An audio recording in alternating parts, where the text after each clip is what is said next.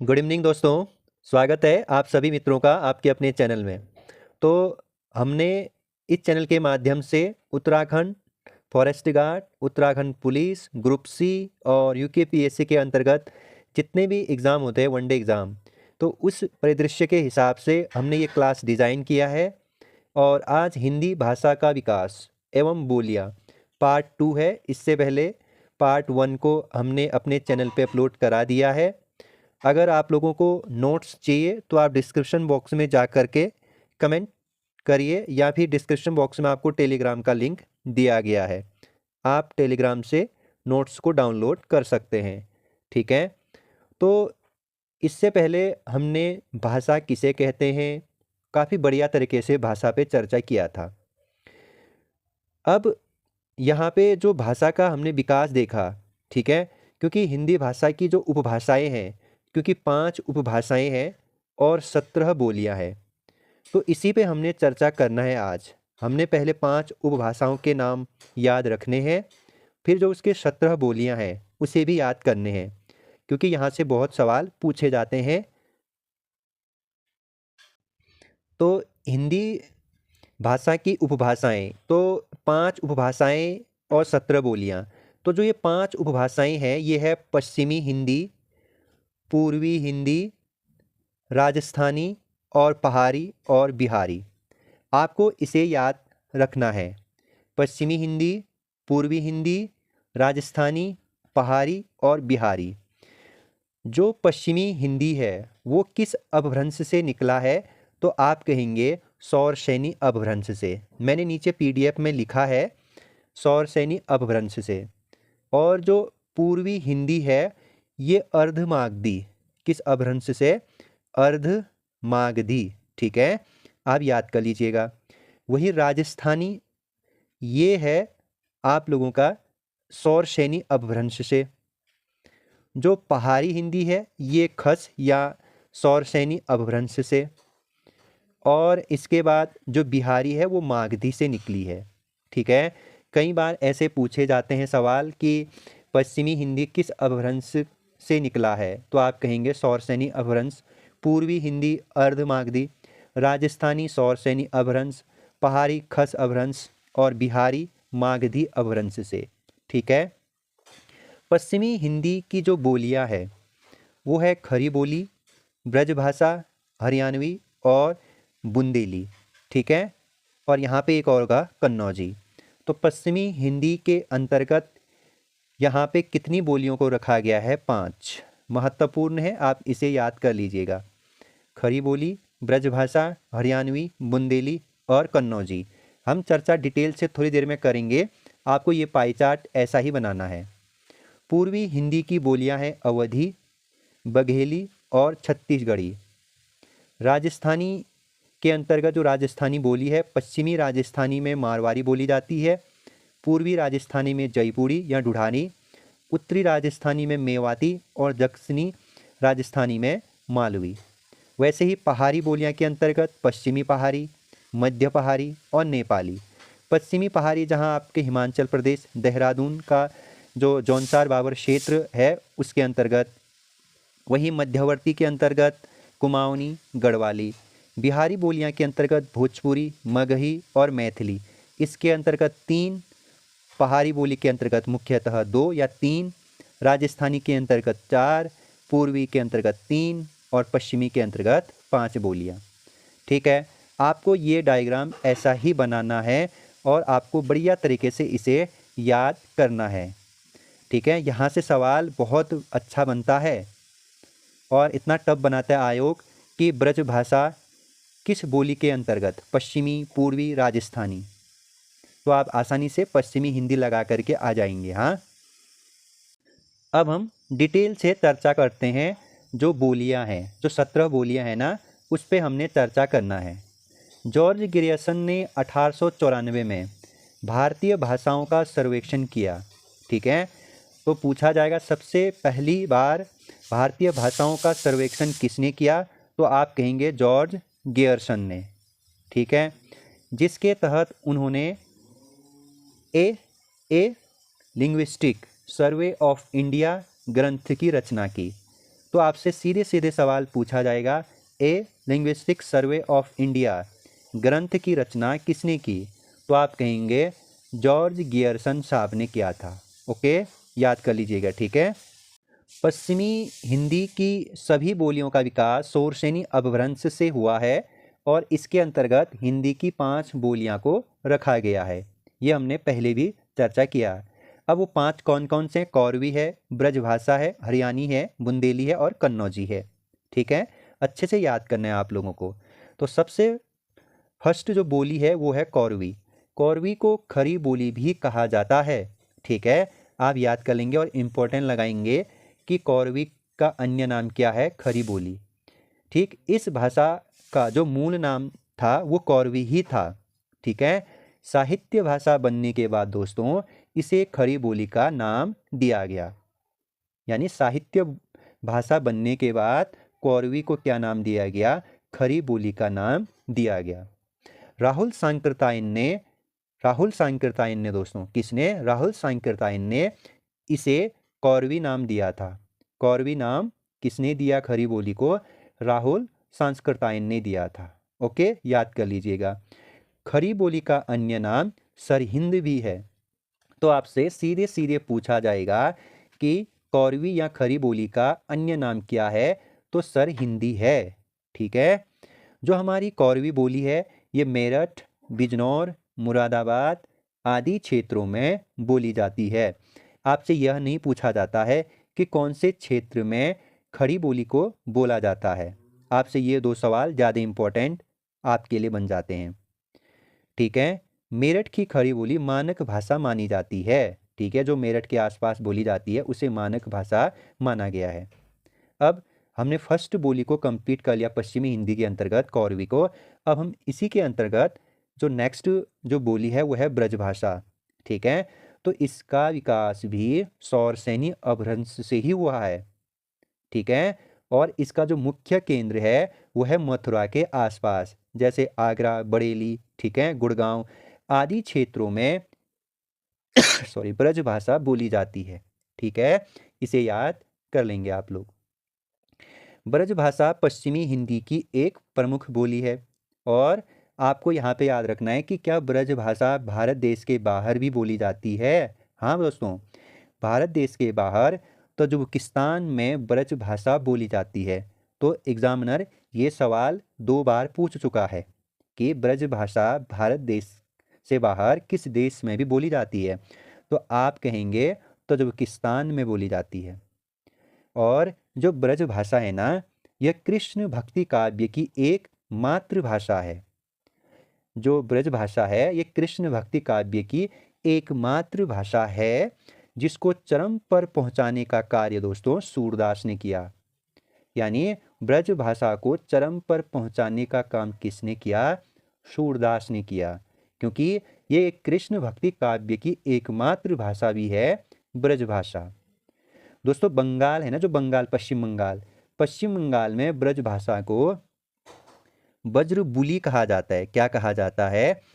बंगाल में ब्रजभाषा को ब्रजबुली और असम में, जो असम राज्य है पूर्वोत्तर का, वहाँ पे ब्रजावली क्या कहा जाता है? ब्रजावली कहा जाता है असम में। ठीक है, यहाँ पे मेंशन किया गया है बंगाल में और असम में। ठीक है, ब्रजभाषा साहित्य का जो प्रथम ग्रंथ है वो है प्रद्युम्न चरित है, जिसके रचनाकार सुधीर अग्रवाल जी थे। तो महत्वपूर्ण है, इम्पोर्टेंट, आप इसको लगाएंगे कि ब्रजभाषा साहित्य का प्रथम उपलब्ध ग्रंथ कौन सा है? तो आप कहेंगे प्रद्युम्न चरित है और जिसके रचनाकार कौन है? सुधीर अग्रवाल। ठीक है, इस तरीके से हमने पश्चिमी हिंदी के अंतर्गत दूसरी बोली भी क्लियर कर ली, ब्रजभाषा। अब हम इसी के अंतर्गत तीसरी बोली हरियाणवी को देखेंगे। हम बढ़िया तरीके से चर्चा कर रहे हैं, शॉर्ट में नहीं जा रहे हैं। हरियाणवी बोली दोस्तों, हरियाणवी बोली शौरसेनी अपभ्रंश से ही विकसित है। यानी क्योंकि जो पश्चिमी हिंदी है वो पूरी तरीके से शौरसेनी अपभ्रंश से निकला है, तो इसीलिए आपसे पूछा जाएगा हरियाणवी बोली किस अपभ्रंश से निकली है? तो आप कहेंगे शौरसेनी अपभ्रंश से निकली है। हरियाणवी बोली को दोस्तों बांगरू बोली भी कहा जाता है। मोस्ट इम्पॉर्टेंट, हरियाणवी बोली को अन्य किस नाम से भी जाना जाता है? बांगरू बोली। ठीक, तो ये हुआ आप लोगों का क्या? हरियाणवी। अब हम पढ़ेंगे कन्नौजी। ठीक है, ये चौथी बोली होगी पश्चिमी हिंदी के अंतर्गत। सौरसेनी अपभ्रंश से निकला है दोस्तों, और कानपुर, इटावा, पीलीभीत में कन्नौजी बोली बोली जाती है।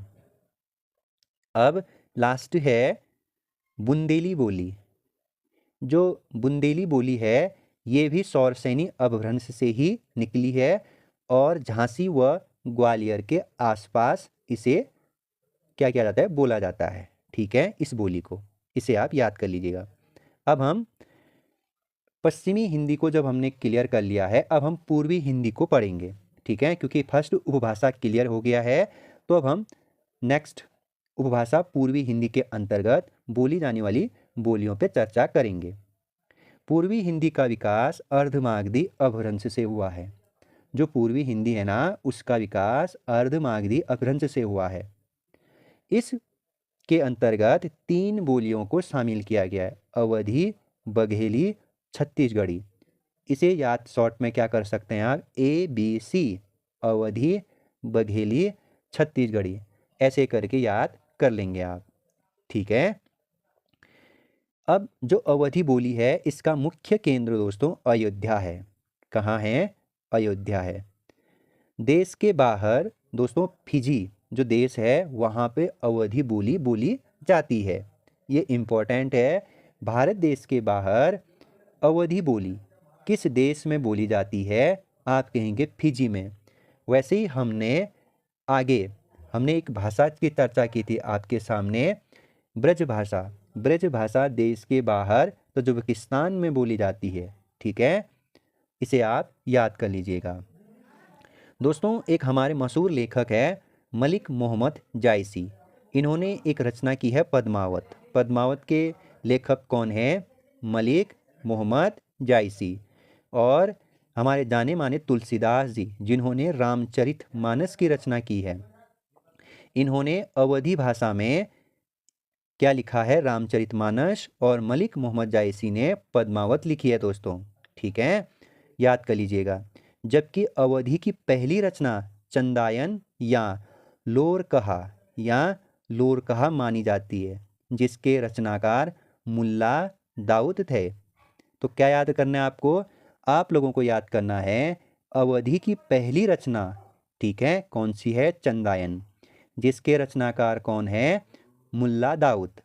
वही मलिक मोहम्मद जायसी ने पद्मावत किस भाषा में लिखी है? अवधी भाषा में लिखी है। वही तुलसीदास जी ने रामचरितमानस भी किस भाषा में लिखी है? अवधी भाषा में लिखी है। क्लियर है? आप इसे अच्छे से याद कर लीजिएगा। ठीक है, इसके बाद बघेली। बघेली देखा जाए तो इसके अंतर्गत कोई खास विशेषता तो नहीं है। आपको सिर्फ ये याद रखनी है कि बघेली बोली जो है ना, ये छत्तीसगढ़ के आसपास, छत्तीसगढ़ का एक रीवा क्षेत्र आता है। ठीक है, वहाँ पे बोली जाती है कौन सी भाषा? बघेली। और फिर छत्तीसगढ़ी बोली। ठीक है, खास करके छत्तीसगढ़ का जो रायगढ़ का क्षेत्र है वहाँ पे छत्तीसगढ़ी बोली बोली जाती है। ओके, इस तरीके से हमने पूर्वी हिंदी की बोलियों को भी क्लियर कर लिया है। ओके, ये नोट्स आपको टेलीग्राम पे मिल जाएगा। अब हम राजस्थानी बोली को देखते हैं।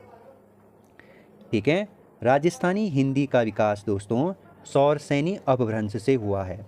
किस अपभ्रंश से हुआ है? सौरसेनी। सौरसेनी अपभ्रंश से पश्चिमी हिंदी हो गया, गुजराती और राजस्थानी, इन भाषाओं का क्या हुआ है? विकास हुआ है सौरसेनी अपभ्रंश से। राजस्थानी हिंदी की 4 बोलियां हैं प्रमुखतः। कितनी बोलियां? 4।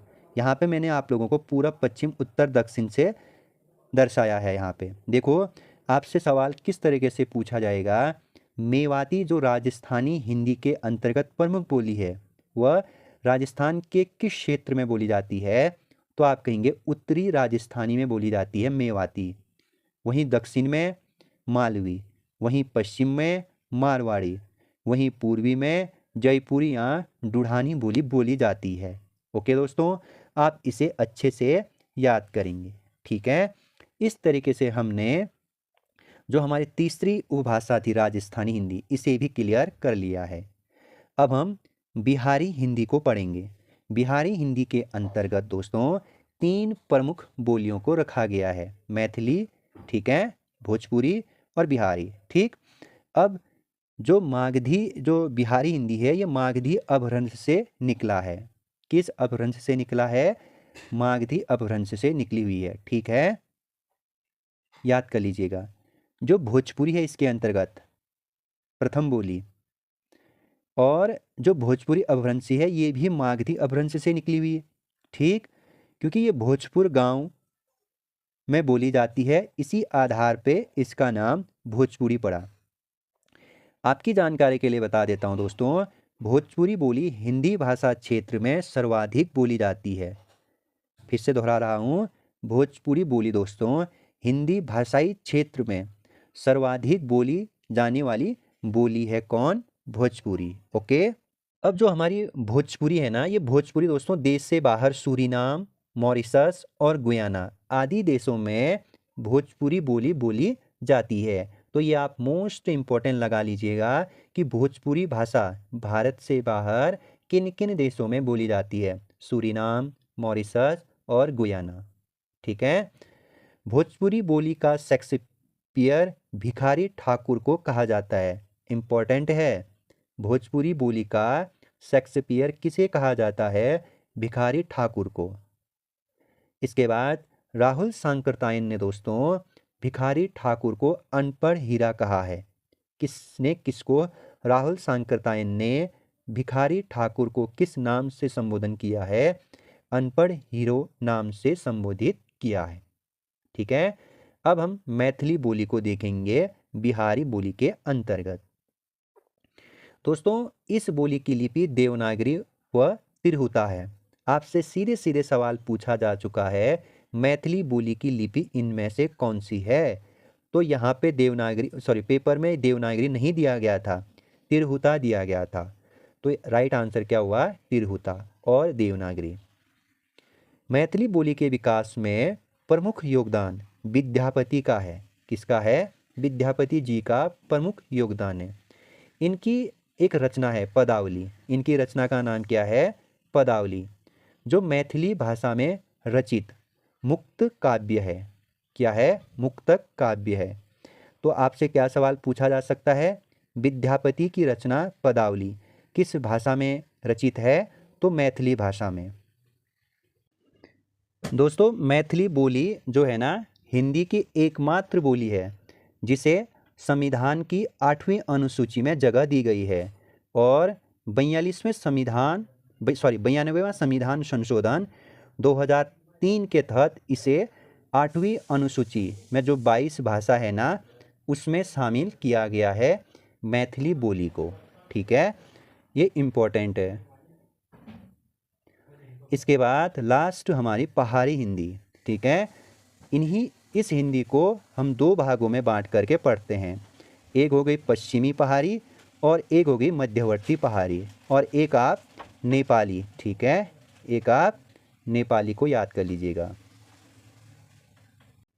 जो पश्चिमी पहाड़ी हिंदी है ना, इसके अंतर्गत जौनसार, सिरमौर, शिमला, मंडी व चंबा के आसपास के क्षेत्रों में बोली जाती है पश्चिमी पहाड़ी। ठीक है, और खास करके इसका विकास किस अपभ्रंश से हुआ है? खस या सौरसेनी अपभ्रंश से इसका क्या हुआ है? विकास हुआ है।